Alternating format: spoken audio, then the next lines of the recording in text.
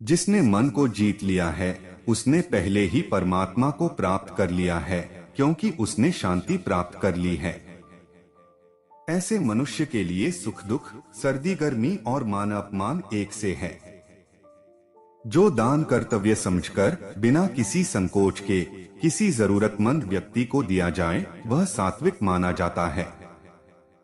ईश्वर, ब्राह्मणों, गुरु, माता पिता जैसे गुरुजनों की पूजा करना तथा पवित्रता, सरलता, ब्रह्मचर्य और अहिंसा ही शारीरिक तपस्या है।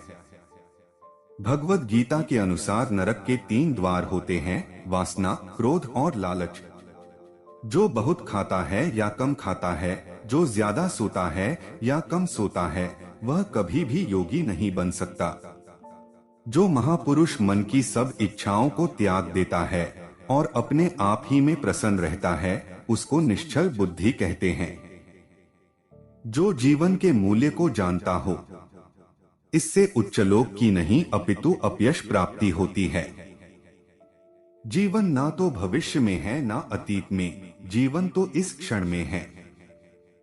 खुद को जीवन के योग्य बनाना ही सफलता और सुख का एकमात्र मार्ग है।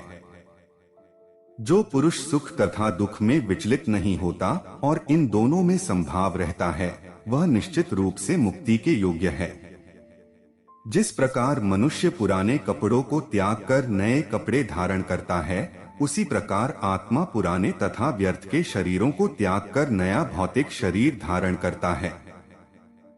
जो कर्म को फल के लिए करता है, वास्तव में ना उसे फल मिलता है, ना ही वो कर्म है। कर्म करो, फल की चिंता मत करो। फल की लालसा छोड़कर कर्म करने वाला पुरुष ही अपने जीवन को सफल बनाता है। अगर कोई प्रेम और भक्ति के साथ मुझे पत्र, फूल, फल या जल प्रदान करता है, तो मैं उसे स्वीकार करता हूँ।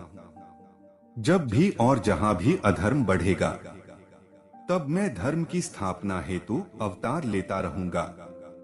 मैं ही गर्मी प्रदान करता हूँ और बारिश को लाता और रोकता हूँ। मैं अमर हूँ और साक्षात मृत्यु भी हूँ। आत्मा तथा पदार्थ दोनों मुझ ही में हैं।